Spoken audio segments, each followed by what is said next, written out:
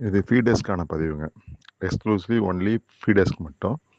இரவு நேரத்தில் ஃபீடிங் போகிறவங்களுக்காகட்டும், அவங்களுக்காக. இப்போ நீங்கள் போகிற இடத்துல நிறைய இடத்துல வந்து அம்மா இருக்காங்கல்ல, அம்மா வந்து ரோட்டில் எங்கேயாவது உங்களை மறித்து நிறுத்திச்சுன்னா கண்டிப்பாக பாருங்கள், அந்த பக்கத்தில் வாய்க்காலில் எங்கேயாவது நாய் குட்டி போட்டிருக்கும்.